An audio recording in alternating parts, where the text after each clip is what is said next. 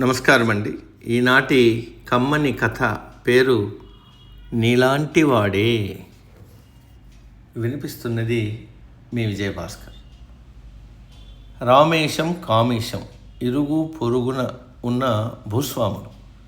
ఊళ్ళో అంతా రామేశాన్ని చమత్కారానికి మారుపేరని అంటారు. ఆ రామేశాన్ని ఆట పట్టించి తను అతన్ని మించిన చమత్కారం అనిపించుకోవాలని కామేశం మనసు. అయితే అందుకు ప్రయత్నించినప్పుడల్లా భంగపడ్డమే రివాజైంది. ఒక ఏడాది ఆ ఊరి రామాలయంలో ఊరి పెద్దలందరూ సమావేశమై శ్రీరామనవమికి ఏర్పాట్ల గురించి చర్చిస్తూ ఉన్నారు. రామేశం చేసిన సూచనలన్నింటినీ భీమేశం అనే పెద్ద మనిషి కాదంటున్నాడు. రామేశం సూచనలు ఇవ్వడం మానేశాడు. అక్కడే ఉన్న కామేశం బాధ నటిస్తూ, రామేశం సూచనలు ఇవ్వడం మానేశావే అన్నాడు. అనువు కాని చోట అధికులమనరాదు అన్నాడు రామేశం. నీ మాట నెగ్గడం లేదని కోపం వచ్చిందా అన్నాడు కామేశం ఆయన్ను రెచ్చగొట్టాలని.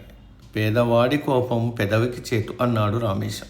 అర్థమైంది, నీకు పెద్దరికం లేదని. సీతారాముల కళ్యాణానికి కూడా రావా ఏమిటి అన్నాడు కామేశం. దేవుడి పెళ్ళికి అందరూ పెద్దలే కదా అన్నాడు రామేశం. అందరూ పెద్దలే అంటున్నావు, మరి అందరూ అందలం ఎక్కే వాళ్ళైతే మోసేవాళ్ళు ఎవరుట అంటూ కామేశం తాను ఓ సామెత ప్రయోగించి మెప్పి కోసం అందరి వంక చూశాడు. రామేశం చటుక్కున ఎవడో నీలాంటి వాళ్ళు దొరక్కపోడు అన్నాడు. అక్కడున్న వారంతా గొల్లుమన్నారు. కామేశం ముఖం వెలవెలపోయింది.